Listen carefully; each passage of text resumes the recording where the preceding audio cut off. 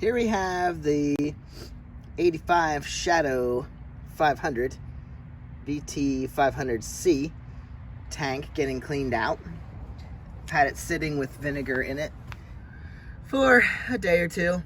And the nice thing about this is you can pretty much let it sit. Don't quote me on that. I'm sure it could do damage if you let it sit too long. But it's not like muriatic acid where you have to watch it and babysit it and make sure you pull it out quick. This stuff can bake. But I'll show you on the bottom what I had to do to get it from leaking out anyway. This way I can fill it, leave it sit level, and it's actually sitting against all the metal surfaces, even the top. I assume this is all filled up to this point inside, because you're never going to be able to see inside on the top unless you have a scope. But at this point, I should get a scope. Just thought about that. Anyway, at this point, it should be filled up to the very, very top. We're not getting maybe in the very point up here because I filled it as high as possible. Some either evaporated or maybe leaked out somewhere, but it's been sitting this way for a day or two and we're still at a pretty good level. So I'm cool with that. So I'll show you it. I should have showed you before, but you've all seen rusty tanks. It wasn't terrible loose inside, but there was a little bit that you could shake around. So now I'm just baking the scale off the walls. And so far what I've seen looks like pretty good metal. I'm not gonna mess with this right now. I'll do that when I can get stinky and dirty, because when you start getting vinegar on you, on your hands and stuff, it sticks. So wear gloves. As with any tank restoration, you're going to be at this a long time. You literally have to run. Once you empty out your whatever you're using to clean the tank, which as you can see did a really, really fine job, because this was all rusty on the inside. So we're getting a really nice product here. But you're going to have to fill it with water many times, which I don't like using water because that just adds moisture to the tank, and then you have to dry it out well, and I got to get some baking soda to stop the acid process. But right now we're just dumping water in, and you're gonna hear, can you hear that? As long as you hear a little sediment around in there, that's rust particles in there. You don't want those in there to stay. So you're gonna have to just run water through it until you don't hear those particles around there. And it's hard to get them out of here because there's a lip, so they get stuck in there, and you don't want, oh, I just knocked some out. You don't want them stuck in there. And then tanks are not made for fluid to come out. So you're gonna have to follow the tank. Usually they're gonna straddle the frame, so you gotta get the water and particles out of this side, dump it upside down, make it all go over to that side. Don't wanna get it stuck down in there.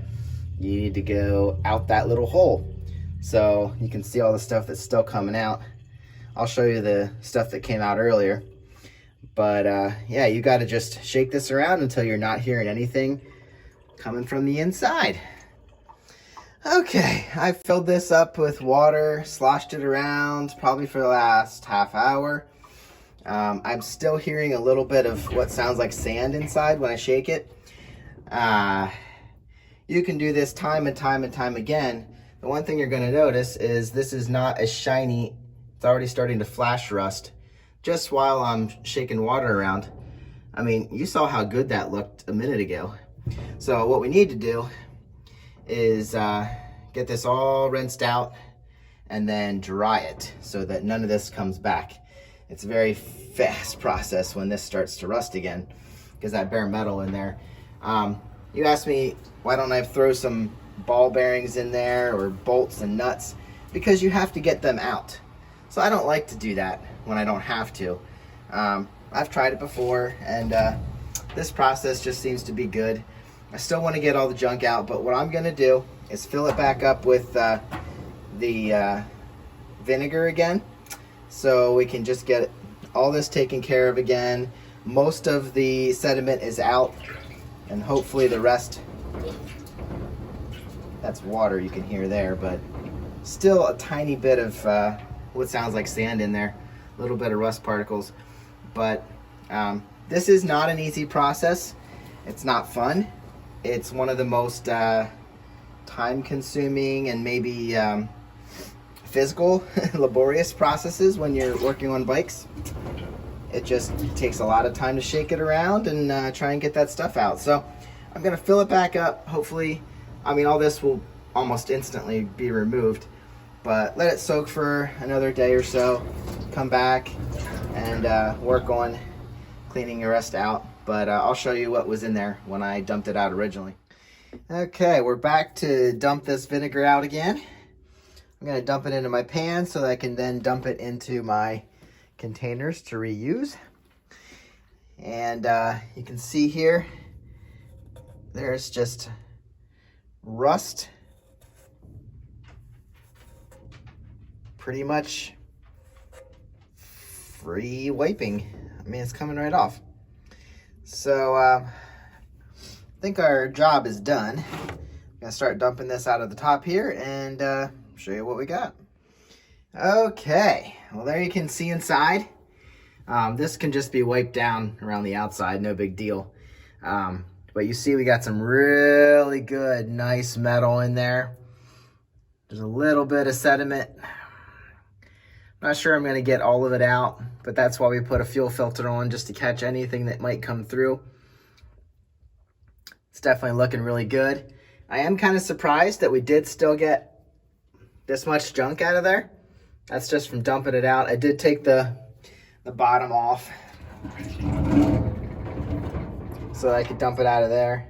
See, I had some water tape there, and I found a cap, a random cap that I could that actually fit on there a little bit, held tightly on there with the tape there, and that actually didn't leak. I left this sit for 2 or so days and it didn't leak out. So this is what we got. Now I need to neutralize it with some baking soda.